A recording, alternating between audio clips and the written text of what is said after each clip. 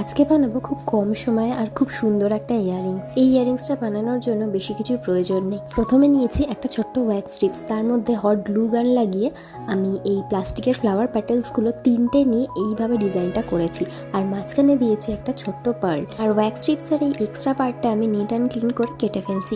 তোমরা কিন্তু চাইলে এটাকে অন্য রকম ডিজাইন করতেই পারো। আমার নিজের এই ডিজাইনটা বেশি পছন্দ, তাই আমি এই ডিজাইনটাই করলাম।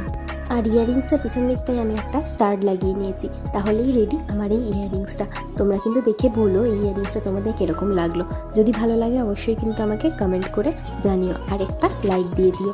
এই ইয়াররিংসটা এটা পিঙ্ক কালারের বানিয়েছি, এছাড়াও আমি বিভিন্ন রকম কালারের এই ইয়াররিংসটা বানিয়েছি। তাহলে তোমরা এবার বলো ইয়াররিংস মেকিংয়ের আইডিয়াটা তোমাদের কীরকম লাগলো, আর তোমাদের কোন কালারটা বেশি ভালো লাগছে আমাকে সেটা কিন্তু কমেন্ট করে অবশ্যই জানিও।